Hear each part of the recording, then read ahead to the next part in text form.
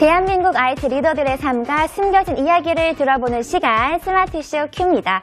오늘은요, 이 벤처와 관련된 이야기를 하고자 하는데요. 이 스마트 시대에 벤처의 의미와 역할이 더 중요해진 시기가 온 것 같습니다. 오늘은요, 벤처하면 절대 빼어놓을 수 없는 분을 제가 모셨거든요. 바로 벤처기업협회의 박창규 부회장님과 함께합니다. 안녕하세요. 예, 안녕하십니까. 벤처기업협회 박창규 부회장입니다. 네, 부회장님이 계신 벤처기업협회는 어떤 일을 하고 계신 곳이고요. 또 지금 현재 어떤 일을 하고 계신가요? 예, 저희 벤처기업협회는 벤처기업이 경쟁력을 제고하고 건전한 벤처 생태계를 조성함으로써 국가 경제 발전에 기여하기 위하여 1995년도 12월 달에 설립된 사단법인입니다. 그래서 저희 벤처기업협회는 벤처기업의 그 기업가 정신 확산과 창업 활성화, 또 그 판로 지원, 또 그다음에 벤처기업에 필요한 그다음에 교육 등을 통한 역량 강화 사업 등을 지원하고 있으며 저는 그 업무의 총괄을 담당하고 있습니다. 이 부회장님께서는 사실 벤처 1세대잖아요. 예. 그렇다면은 이 벤처의 시작에 대해서 좀 얘기를 들을 수 있을까요? 예. 저희가 이제 96년도에 처음 그 벤처 기업이 이제 그 중소기업청에서 이제 그 개청이 되면서 그 용어가 그 사용이 됐었는데 벤처기업 협회는 이제 그 전인 95년도 12월 달에 그 설립이 됐습니다. 그래서 그때는 그 저도 이제 그 벤처에 대해서 처음 그 중소기업청에 가서 이제 그 용어를 접했는데 그래서 어떻게 정의를 할 것인가 그래서 주로 이제 그 미국에서 사용하던 그런 것을 이제 그 번역해서 이제 뭐 하이 리스크, 하이 리턴, 뭐 어드벤처, 그다음에 또 이제 뭐 스탁 옵션이 뭐고 엔젤이 뭐고 이런 거에 대해서 저희도 공부를 해가면서 이 이제 뭐 이 국장님이라든지 청장님들 이렇게 정책을 결정할 수 있는 분들에 대해서 그런 용어 정리를 했던 그런 기억이 납니다. 그래서 사실 어떻게 보면 지금 벤처라는 것은 어떤 그 용어 정리보다도 실제 그 이제 그 현장에서 그 독특한 기술이라든지 아이디어라든지 특허를 갖고서 이렇게 사업하시는 분들을 지금 이제 저희가 이제 벤처라고 할 수 있는데 네. 벤처로 확인 받을 수 있는 것이 이제 크게 한 3가지 정도를 이렇게 볼 수가 있습니다. 그래서 처음에는 이제 그 이 기술 신용 보증에서 이제 그 기술력을 인정을 받든지 네. 아니면 이제 그 벤처 캐피탈에서 그 투자를 전체 이제 금액 한 5% 이상에서 5천만 원 이상 이렇게 투자받은 기업을 이제 벤처기업이라고 저희가 이제 그 하고 또 이제 중소기업 진흥공단에서 정책 자금을 받으면서 우수한 그 기업으로 이렇게 평가받은 기업들을 저희가 이제 그 벤처기업으로 이렇게 인정을 하고 있는데 지금 2012년도 지금 11월 달 기준으로 한 28,000개가 지금 넘었습니다. 그래서 98년도에 한 2,000개 정도가 이제 됐었는데 그때보다 한 10배 이상 또 2007년도에는 저희가 한 그 14,000개 정도가 됐는데 네. 지금 거의 2배 이상 이렇게 숫자적으로 이렇게 성장이 되었습니다. 그렇군요. 또 재작년 말까지요, 3년간 중소기업 기술정보진흥원장을 맡아오셨잖아요. 이 벤처들을 위해서 굉장히 많은 일을 해오신 것 같은데요. 구체적으로 어떤 일들을 해오셨나요? 예, 벤처기업에서 가장 중요한 것은 그 R&D 사업입니다. 그래서 벤처기업이 필요로 하는 그런 R&D 자금 지원 업무와 그 생산 정보화 사업, 그다음에 이제 그 현장에서 필요한 그 특성화 전문계 고등학교의 그 인력 양성 등을 지원하였습니다. 아, 그러셨군요. 네. 이 얼마 전 제가 기사에서 봤는데요. 이 벤처기업 협회로 옮기신 후에 이제 많은 기업을 만나서 참 좋다라는 기사를 제가 읽은 적이 있습니다. 뭐 많은 벤처기업들 생각나시겠지만 그 중에서 기억에 남는 벤처가 또 하나 있다면 어떤 벤처가 있을까요? 예, 저희가 이제 이렇게 만난 그 벤처기업들이 다 우수하고 다 하나하나가 다 소중한 기업들입니다만은 최근에 그 이 UV 그 프린터를 통한 그 세계화를 하고 있는 그런 그 딜리라는 그런 벤처기업이 있는데 그 사장님이 굉장히 또 이제 우리 그 직원들에 대해서 그 인본 중심의 그런 그 경영도 펼치시고 각종 그 기술은 물론 그 서류 정리라든지 이런 것이 아주 뛰어난 그런 기업으로 이렇게 기억을 하고 있습니다. 아, 딜리요? 딜리입니다. 딜리, 아, 예. 그렇군요. 이 2000년도에는요, 사실 벤처 붐으로 대한민국을 정말 들썩이게 했잖아요. 또 최근에는 이제 스타트업이라는 이름으로 다시 벤처가 생겨나고 또 많은 사람들의 관심을 받고 있습니다. 그런 점에서요, 예전의 벤처와 지금의 벤처, 다른 점이 있다면 뭐 어떤 점들이 달라졌나요? 예, 처음에 그 벤처 1세대라고 할 수 있는 그 90년도 말부터 2000년도 초기의 그 벤처 기업들은 그 어떻게 보면 벤처 시장이 굉장히 그 협소하고 또 본인들이 하는 사업에만 굉장히 이제 본인들이 열심히 이제 앞만 보고 달렸는데 최근 들어서 그 벤처기업들은 그 이제 주위도 돌아보고 후배들에 대한 그 각종 멘토링이라든지 그런 사업 등을 그 활발히 하고 있어갖고 건전한 그 벤처 생태계가 조성이 돼 있고 그다음에 벤처 기업들이 해외로 진출하는 등 그 글로벌 전략에 많이 집중하고 있는 점이 다르다고 이렇게 할 수 있겠습니다. 아, 맞아요. 요즘에는 스타트업 기업에 다 멘토가 한 명씩은 다 있는 것 같아요. 예. 맞습니다. 또 2012년에요. 벤처 매출 순이익이요. 1,000억 원에 달했다고 해요. 또 예. 보니까 이 새로운 벤처가 381개나 나오는 등 정말 사상 최고의 그런 예. 벤처의 수치를 기록했다고 하는데요.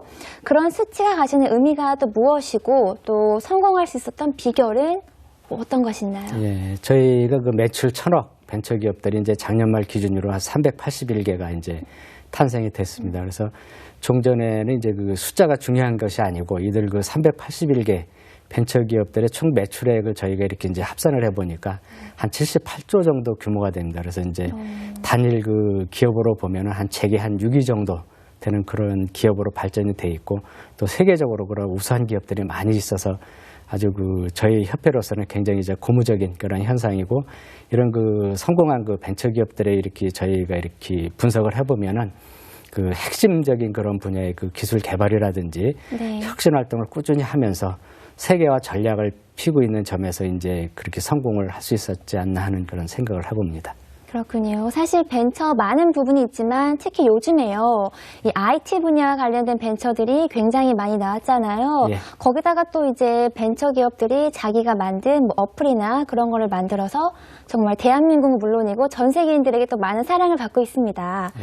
자, 그렇다면요. IT 분야의 지금 벤처 규모는 어느 정도나 되고요. 또 이 예전에 비해서 얼마나 성장하셨다고 보시나요? 예.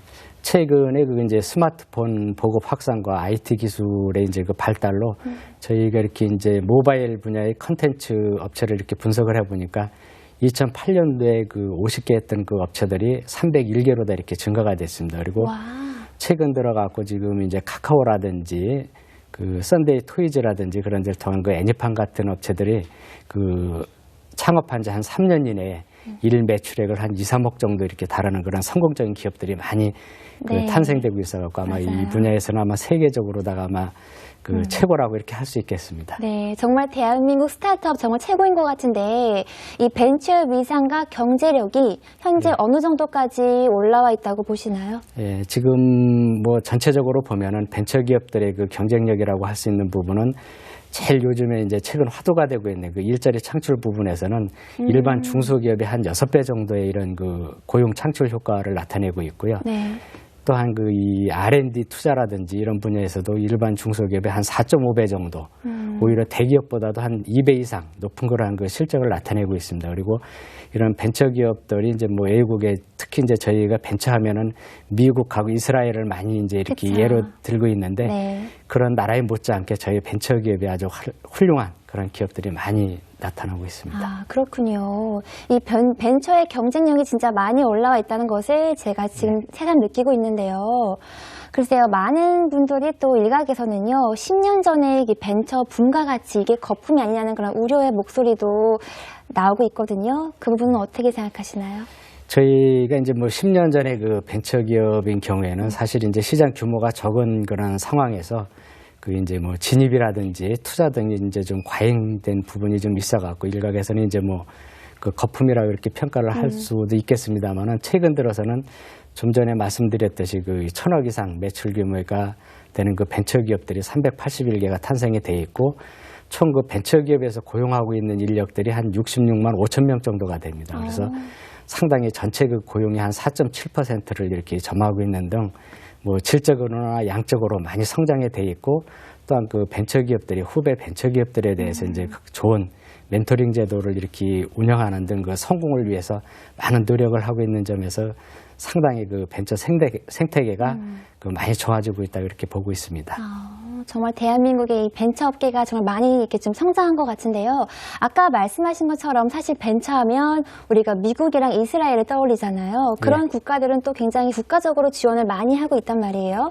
자, 그렇다면 이 대한민국은 벤처 뭐 창업 동기라던가 이런 걸 지원하기 위해서 어떤 노력들을 지금 하고 있나요? 지금 저희 이 정부에서도 마찬가지고 이제 협회에서도 마찬가지입니다만은 그 벤처 지원 정책이 저희가 이렇게 판단하기에는 세계에서 아마 제일이라고 이렇게 해도 과언이 아닐 정도로 저희가 이제 뭐 각종 창업을 할 때 이제 그 창업 교육이라든지 앱 그 IT 기업을 이제 위해 성공하기 위해서는 그 앱 창작터를 운영을 한다든지 각종 정책 자금이라든지 세제 같은 데서 많은 그 혜택을 주고 있어 갖고 그 상당히 이제 다른 나라에 비해서 벤처 정책은 그 상당히 우수한 것으로 이렇게 저희가 평가를 하고 있습니다. 아, 그렇군요. 또 거기에 더불어서 요즘에는요, 많은 창업 경진 대회 등 뭐 창업과 관련된 대회들이 정말 많이 나왔거든요.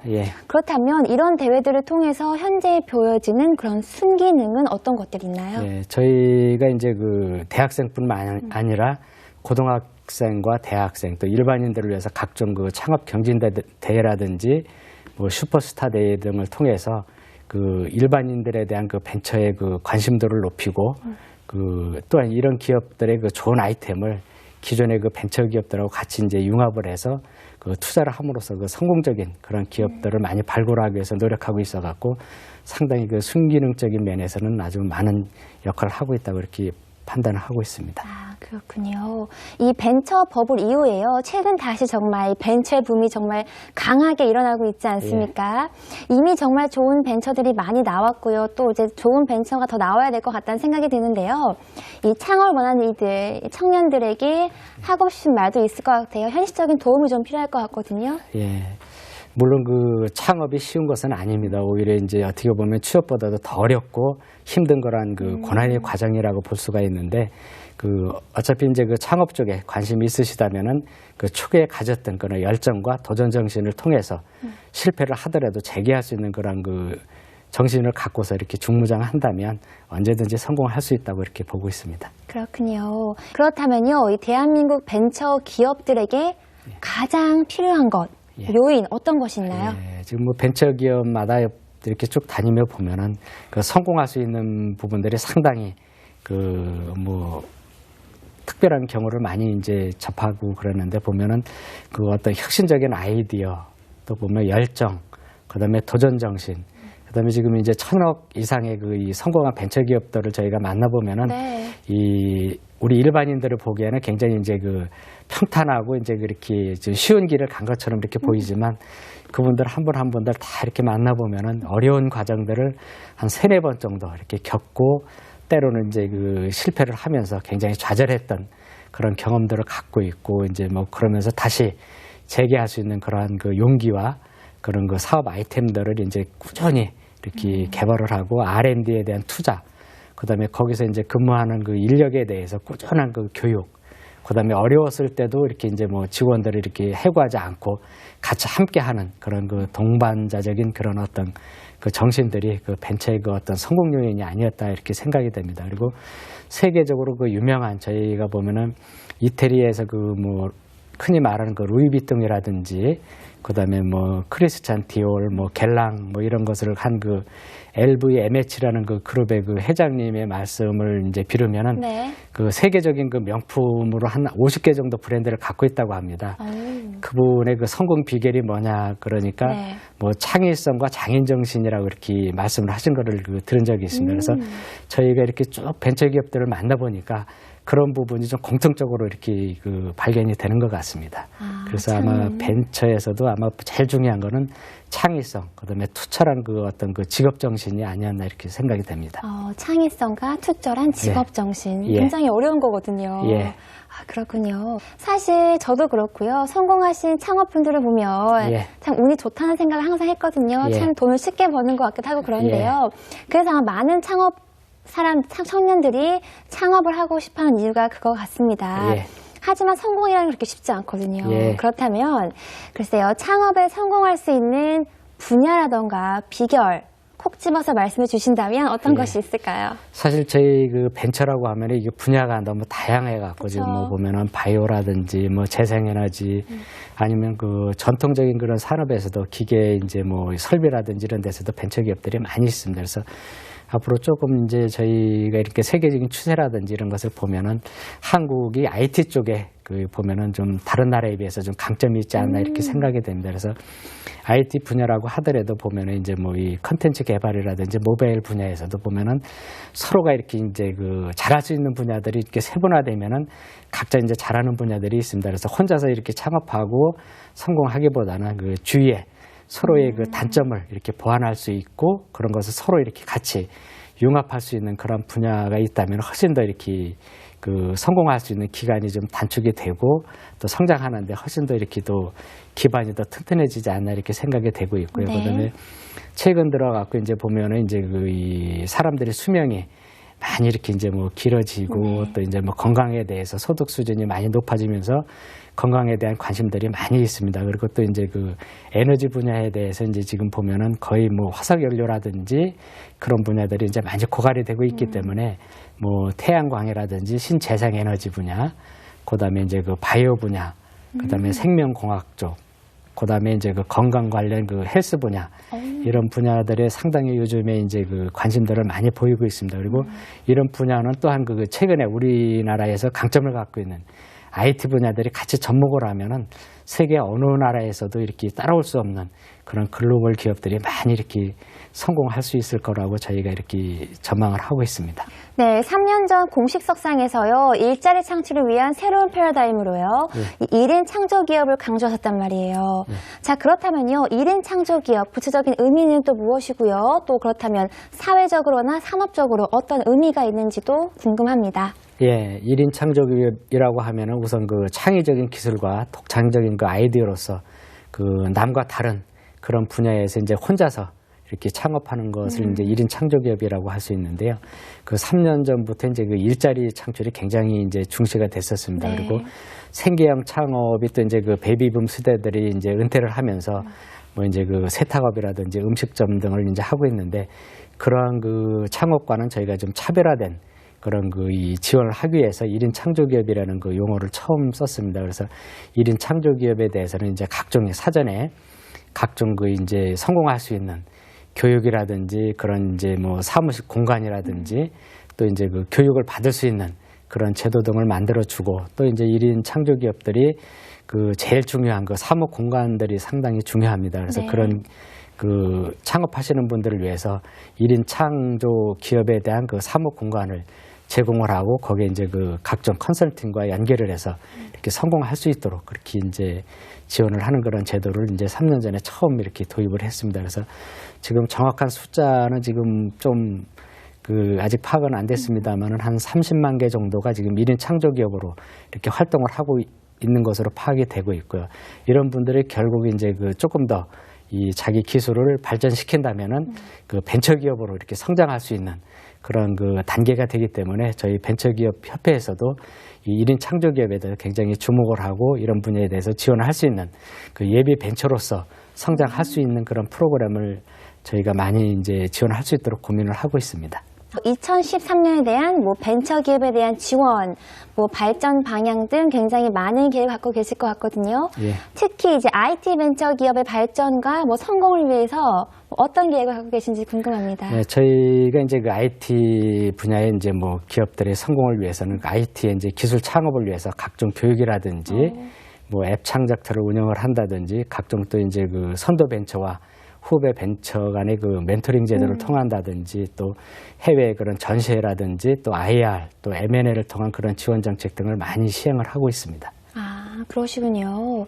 그렇다면요, 이 벤처기업이 앞으로 성장하기 위해서 우리에게 뭐 필요한 제도라던가 아니면 지원 어떤 것들이 있을까요?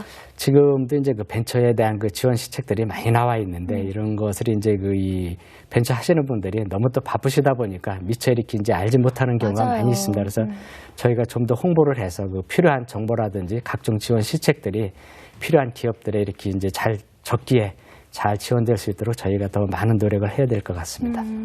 사실 근데 요즘 청소년들, 청년들은요, 정말 안정적인 직업을 원하는 경향이 굉장히 많거든요. 예. 근데 아까 말씀하신 것처럼 사실 창업이요, 어디에 취직하는 분보다 더 어려울 수 있거든요. 그렇죠? 그렇다면 그런 청년들에게 해주고 싶은 말, 어떤 말들을 들을 수 있을까요? 예, 물론 그 안정적인 직업이 뭐 이 나쁘기만 한 것은 아닙니다. 이제 그 본인의 적성이라든지 성격에 맞아갖고 이제 뭐 취업을 택하신 분들은 이제 취업을 하시고, 저희가 이제 그 창업에 관심이 있으신 분들은 자기 어떤 그 이 잘하는 분야 또 그 좋아하는 분야에 대해서 그 온 힘을 다 쏟고 그 실패하더라도 이제 그 굴하지 않는 그 불굴의 정신으로 이렇게 임한다면 언젠가는 이제 꼭 세계적인 그런 벤처기업으로 성장할 수 있다고 저는 확신을 하고 있습니다. 아, 그렇군요. 자기가 잘하는 분야에서 예. 계속 나아가라. 예. 그렇군요.